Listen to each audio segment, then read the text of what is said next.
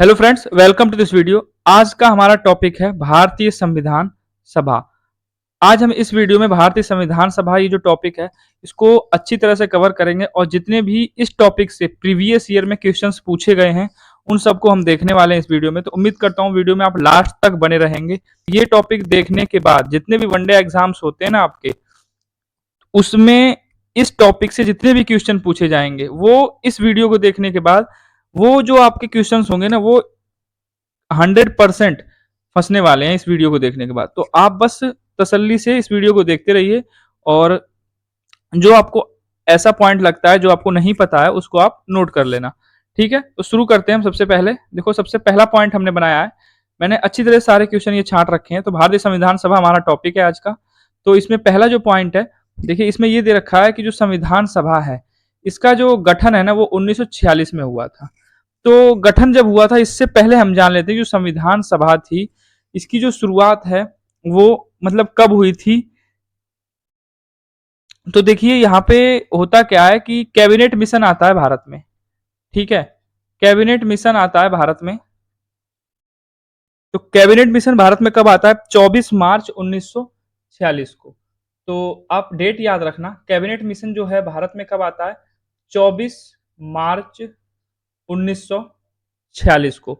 तो 24 मार्च 1946 को cabinet mission Bharat में आता है।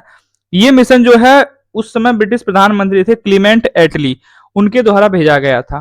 तो क्वेश्चन ये भी आता है कि जो कैबिनेट मिशन था इसमें कुल कितने लोग आए थे? तो इसमें कुल 3 लोग आए थे। यानी कैबिनेट मिशन में कितने सदस्य थे? तो 3 सदस्य थे। कौन कौन थे? तो लॉर्ड पैंथिक लॉरेंस थे जो भारत के सचिव थे, दूसरा था सर स्टेफोर्ड क्रिप्स और तीसरा था अलेक्जेंडर। तो आपको याद रखना है कितने सदस्य थे इसमें? इसमें 3 सदस्य थे, पैंथिक लॉरेंस, स्टेफोर्ड क्रिप्स और अलेक्जेंडर। कैबिनेट मिशन भारत में आया कब था? तो डेट याद रखनी है आपको, 24 मार्च 1946 को।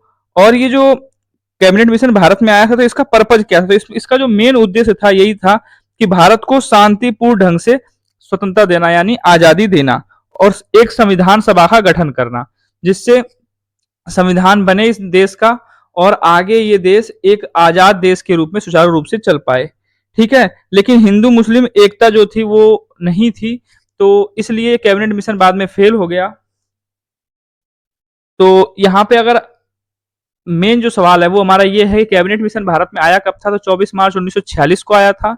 ठीक है, कैबिनेट मिशन में कितने लोग आए थे? 3 लोग आए थे। कौन कौन? पैंथिक लॉरेंस, स्टेफोर्ड क्रिप्स और आपके एवी अलेक्जेंडर। ठीक है, 3 लोग आए थे। इसका मेन उद्देश्य क्या था? भारत के लिए एक संविधान सभा का गठन करना।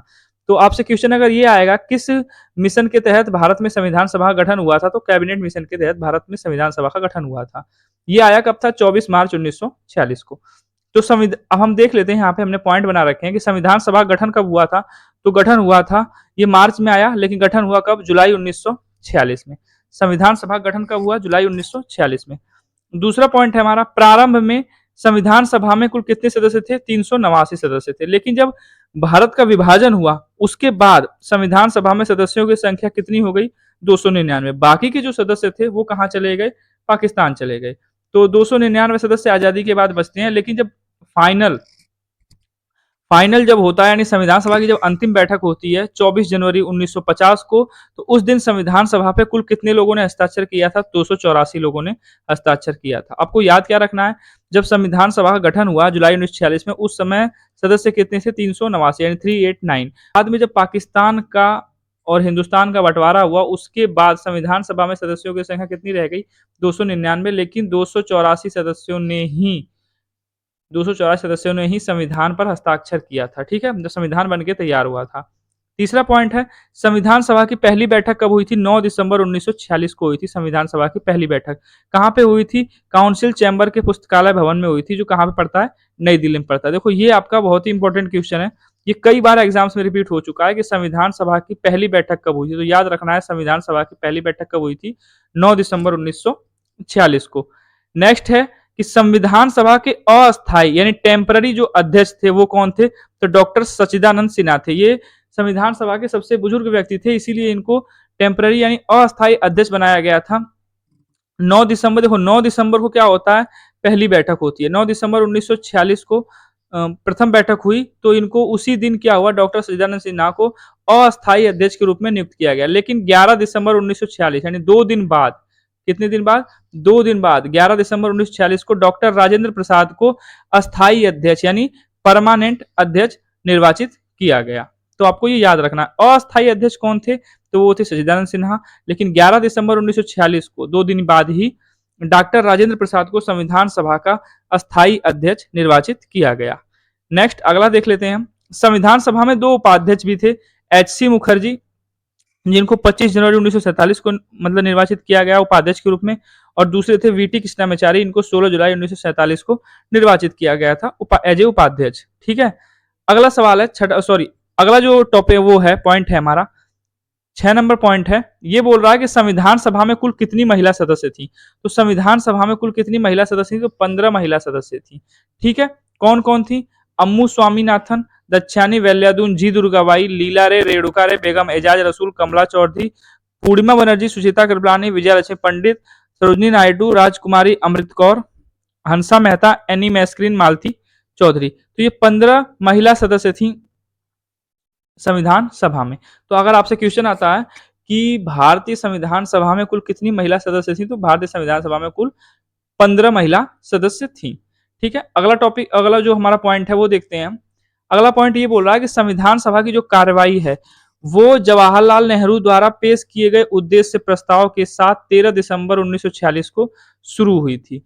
तो देखिए यहाँ पे जानने वाली बात यह है कि उद्देश्य प्रस्ताव किसने पेश किया था, तो वो किया था जवाहरलाल नेहरू ने। कब किया था, 13 दिसंबर 1946 को, और इसी दिन से संविधान सभा की कार्यवाही को शुरू किया गया। देखिए पहली बैठक होती है संविधान सभा की 9 दिसंबर 1946 को। पहली बैठक कब होती है, 9 दिसंबर 1946 को।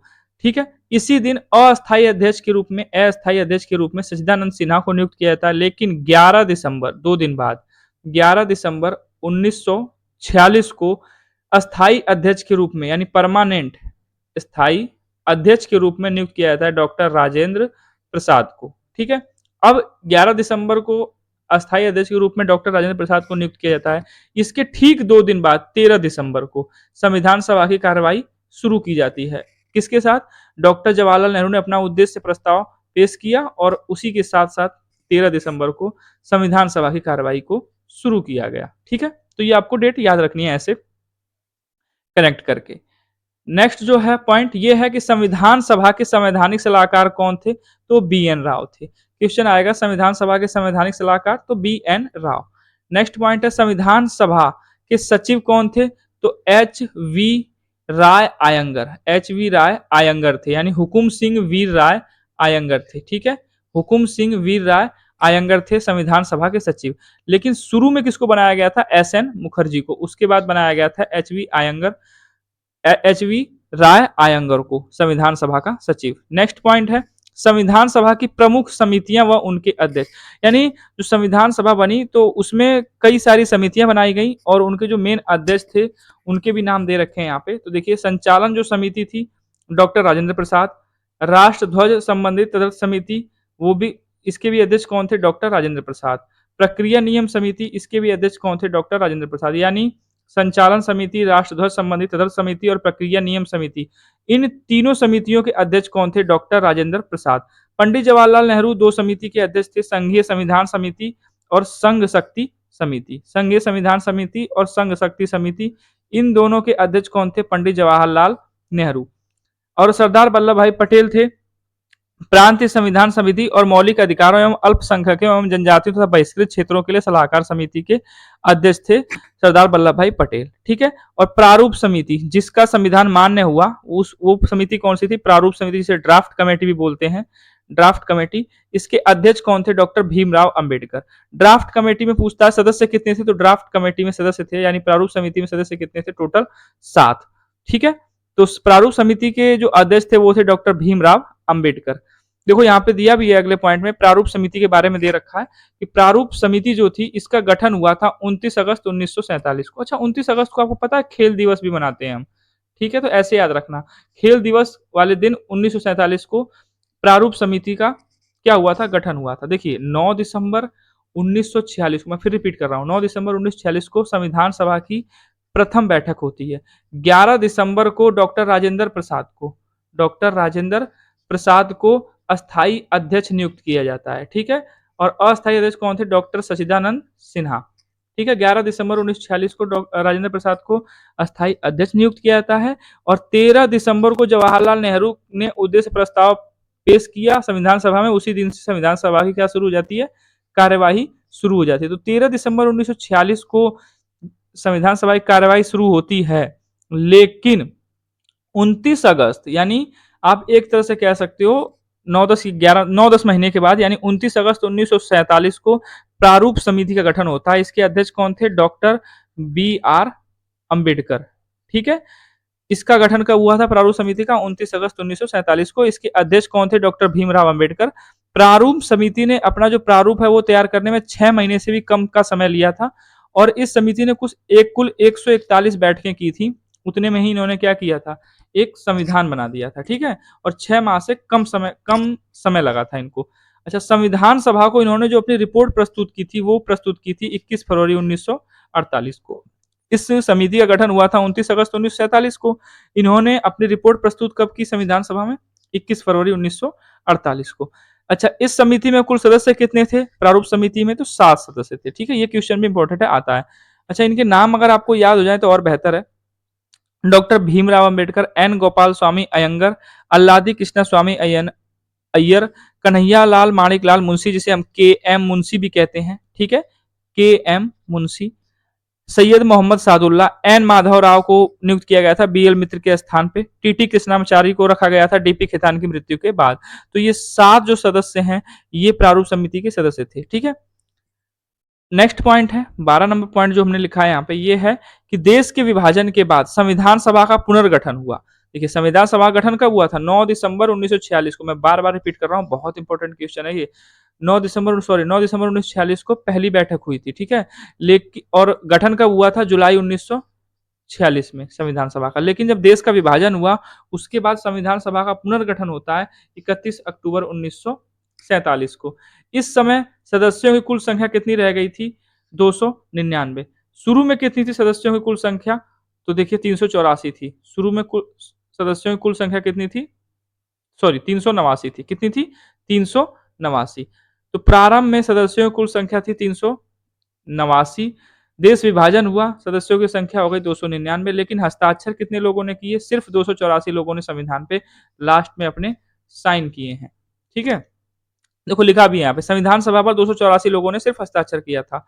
नेक्स्ट पॉइंट है संविधान सभा की कुल कितनी बैठकें हुई थी? तो 11 बैठकें हुई थी, या 11 सत्र बोल सकते हो, हुए थे। कुल कितने दिन बहस हुई थी संविधान पे? तो 114 दिन बहस हुई थी संविधान पे, ठीक है।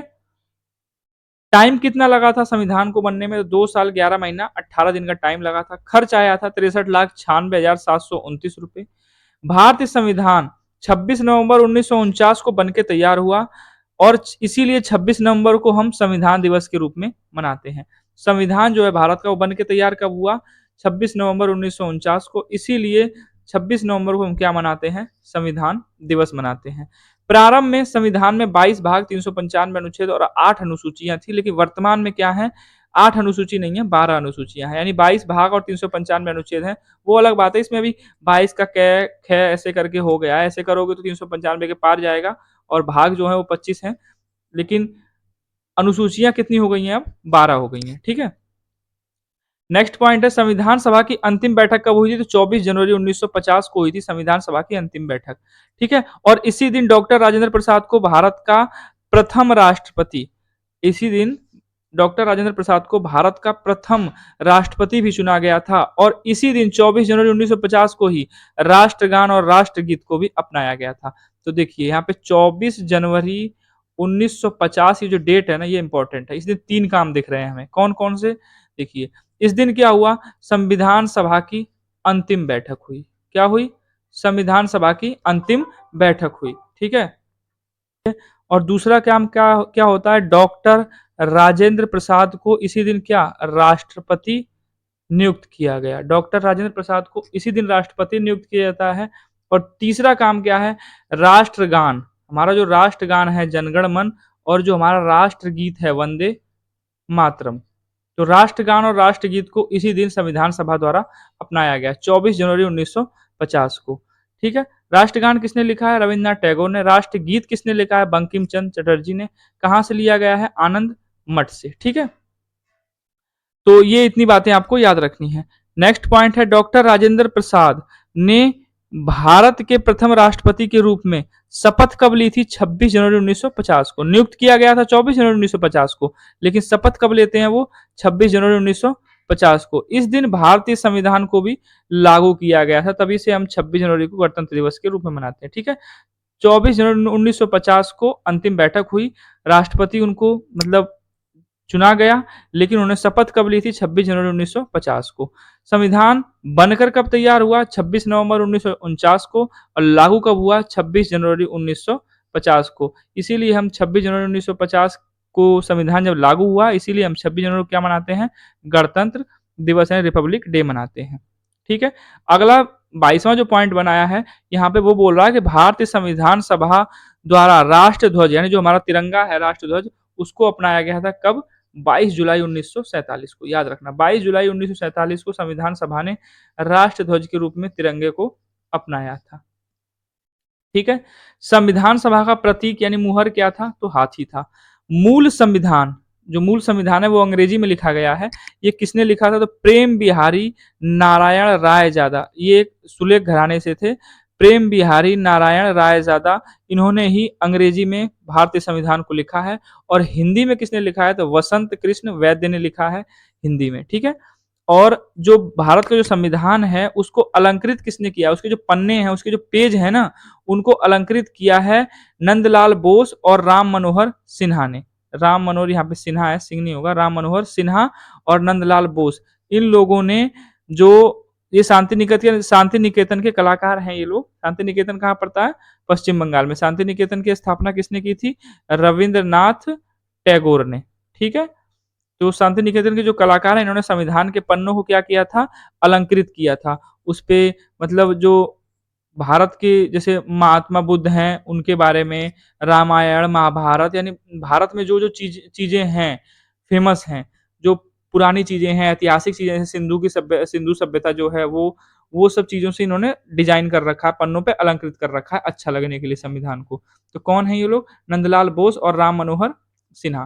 ठीक है, अंग्रेजी में किसने लिखा था संविधान को? प्रेम बिहारी नारायण रायजादा ने, और हिंदी में वसंत कृष्ण वैद्य ने। ठीक है, तो आप बात समझ पा रहे होंगे।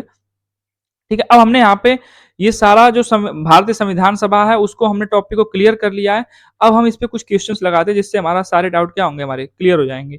देखिए, पहला जो क्वेश्चन है वो बोल रहा है कि संविधान सभा का गठन किस योजना के तहत हुआ था? तो संविधान सभा का गठन किस योजना के तहत हुआ था? Cripps mission, cabinet mission, Mountbatten योजना या वेवेल योजना? तो कैबिनेट मिशन के तहत संविधान सभा का क्या हुआ था? गठन हुआ था। कैबिनेट मिशन भारत में आया कब था? तो 24 मार्च 1946 को कैबिनेट मिशन भारत में आया था। कितने लोग आए थे इसमें? 3 लोग आए थे। कौन कौन आया था? पैंथिक लॉरेंस और स्टेफोर्ड क्रिप्स और एवी अलेक्जेंडर, 3 लोग आए थे। इसका पर्पज क्या था? भारत के लिए एक संविधान सभा गठित करना और शांतिपूर्ण ढंग से स्वतंत्रता देना। ठीक है, तो संविधान सभा गठन किस योजना के तहत हुआ था? तो कैबिनेट मिशन योजना के तहत हुआ था, जो 24 मार्च 1946 को भारत आया था कैबिनेट मिशन। तो ऑप्शन नंबर 20 का सही होगा। नेक्स्ट क्वेश्चन है, संविधान सभा का गठन किस वर्ष हुआ था? तो 1946 में, 24 मार्च 1946 को कैबिनेट मिशन आता है, लेकिन जुलाई 1946 को संविधान सभा का क्या होता है? गठन होता है। तो जुलाई 1946, तो जुलाई नहीं दिया है, सिर्फ 1946 दिया है, तो और आसान हो जाएगा। यानी 1946 में संविधान सभा का गठन हुआ था। ऑप्शन नंबर 20 का सही होगा। ठीक है, नेक्स्ट सवाल है कि संविधान सभा की पहली बैठक कब हुई थी? तो देखो, ये बहुत पूछा जाता है। संविधान सभा की पहली बैठक हुई थी 9 दिसंबर 1946 को। संविधान सभा की पहली बैठक कब हुई थी? 9 दिसंबर 1946 को। ऑप्शन नंबर ए सही है। संविधान सभा के अस्थायी अध्यक्ष कौन थे? तो डॉक्टर सच्चिदानंद सिन्हा अस्थायी अध्यक्ष थे। इनको 9 दिसंबर 1946 को अस्थायी अध्यक्ष के रूप में यानी टेम्पररी अध्यक्ष के रूप में नियुक्त किया गया। लेकिन 2 दिन बाद 11 दिसंबर 1946 को किसको नियुक्त किया गया स्थायी अध्यक्ष के रूप में यानी परमानेंट अध्यक्ष के रूप में? डॉक्टर राजेंद्र प्रसाद को, जो बाद में चल के भारत के राष्ट्रपति भी बनते हैं। ठीक है, नेक्स्ट क्वेश्चन है, संविधान सभा का संवैधानिक सलाहकार कौन था? तो बी एन राव भारतीय संविधान सभा के संवैधानिक सलाहकार थे, B N Rao. Option number C इसका सही होगा। अगला हमारा सवाल है, संविधान सभा ने भारत का राष्ट्र ध्वज कब अपनाया था? तो 22 जुलाई 1947 को। ठीक है, अभी पढ़ा था हमने, 46 नहीं है, 22 जुलाई 1947 को संविधान सभा ने राष्ट्र ध्वज जो तिरंगा है उसको अपनाया था। तो 22 जुलाई 1947, ऑप्शन नंबर ए इसका सही होगा। नेक्स्ट है, उद्देश्य प्रस्ताव किसने पेश किया? तो देखो हमने पढ़ा था ना, 13 दिसंबर 1946 को जवाहरलाल नेहरू जवाहरलाल नेहरू ने उद्देश्य प्रस्ताव पारित किया और उसी दिन से संविधान सभा की क्या शुरू हो गई? कार्यवाही शुरू हुई। तो जवाहरलाल नेहरू ने उद्देश्य प्रस्ताव को क्या किया था? पेश किया था संविधान सभा में, जो बाद में प्रस्तावना बनता है। ठीक है, अगला क्वेश्चन है, संविधान सभा का अंतिम सत्र यानी अंतिम बैठक कब हुई थी? तो 24 जनवरी 1950 को। ठीक है, 24 जनवरी 1950 को संविधान सभा की अंतिम बैठक हुई थी। इस दिन 3 काम हुए थे, हमने पढ़ा था ना। संविधान सभा की अंतिम बैठक हुई, डॉक्टर राजेंद्र प्रसाद को राष्ट्रपति चुना गया, लेकिन शपथ लेते हैं कब? 26 जनवरी 1950 को। ठीक है, और एक काम और हुआ था, राष्ट्रगान और राष्ट्रगीत यानी जनगण मन और वंदे मातरम, राष्ट्रगान और राष्ट्रगीत, इन दोनों को संविधान सभा ने राष्ट्रगान और राष्ट्रगीत के रूप में अपनाया था। किसको? जनगण मन को और वंदे मातरम को। ठीक है, 24 जनवरी को ये 3 काम हुए थे, इतना आप याद रखना। ऑप्शन नंबर बी सही है इसका, 24 जनवरी 1950 को अंतिम बैठक हुई थी संविधान सभा की। अगला है ये कि संविधान सभा में किस राज्य के प्रतिनिधि शामिल नहीं हुए थे? देखिए यहाँ पे राज्य तो नहीं कह सकते हम, ठीक है, राज्य कहना तो गलत है यहाँ पे हम रियासत बोलेंगे। किस रियासत के? ठीक है, किस रियासत के प्रतिनिधि शामिल नहीं हुए थे? तो वो हैदराबाद रियासत थी जिसके प्रतिनिधि शामिल नहीं हुए थे। ऑप्शन नंबर डी इसका सही होगा, हैदराबाद रियासत। ठीक है, नेक्स्ट क्वेश्चन है, संविधान सभा की प्रारूप समिति के अध्यक्ष कौन थे? तो डॉक्टर भीमराव अंबेडकर संविधान सभा की प्रारूप समिति के अध्यक्ष थे। इसमें कुल कितने सदस्य थे? तो 7 सदस्य थे। अच्छा, इसका गठन कब हुआ था? प्रारूप समिति का गठन तो 29 अगस्त 1947 को। मैंने बताया था ना, खेल दिवस 1947 को याद रखना। 29 अगस्त 1947 को जो प्रारूप समिति है इसका गठन हुआ था, और इसमें कुल कितने सदस्य थे? 7 सदस्य थे, और इसके अध्यक्ष कौन थे? डॉक्टर भीमराव अंबेडकर। अगला है, संविधान सभा में कितनी महिला सदस्य थी? संविधान सभा में कुल 15 महिला सदस्य थी। एकमात्र मुस्लिम महिला सदस्य कौन थी? तो वो थी बेगम एजाज रसूल। बेगम एजाज रसूल, ऊपर हमने पढ़ा भी है, बेगम एजाज रसूल एकमात्र मुस्लिम महिला थी, संयुक्त प्रांत से थी ये। ठीक है, संयुक्त प्रांत से कुल 5 महिला सदस्य थी। तो ये थे हमारे क्वेश्चंस, जो हमने भारतीय संविधान सभा का जो टॉपिक है इस पे बात की, और इससे रिलेटेड जितने भी सारे क्वेश्चन हैं हमने उन पे भी बात की। उम्मीद करता हूँ ये टॉपिक आपका आज क्लियर हो गया होगा। तो अगर आपको भारतीय संविधान सभा ये जो टॉपिक है, अगर आपको कंफर्म हो गया, मतलब आपको ये लगता है कि हाँ मुझे अच्छी तरह समझ में आ गया, और ये जो क्वेश्चन मैंने छांटे हैं ना, ये क्वेश्चन कई बार रिपीट हो चुके हैं, ठीक है? और इससे बाहर भी अगर आपको कुछ लगता है कि पूछा जाता है भारतीय संविधान सभा से, तो आप कमेंट सेक्शन में बता सकते हैं, और आगे आप किस टॉपिक पे वीडियो चाहते हैं, ये भी कमेंट सेक्शन में बता सकते हैं। तब तक के लिए बेस्ट ऑफ लक। और हाँ, अगर आपको ये वीडियोज़ हेल्पफुल लगते हैं, तो आप अपने स्टडी ग्रुप में इसे ज़्यादा से ज़्यादा शेयर कर सकते हैं, और अगर आप चैनल पे नए हैं, तो प्लीज़ इसे सब्सक्राइब कर लें, ठीक है? मिलते हैं अगले वीडियो में, तब तक के लिए best of luck. Thanks for watching this video.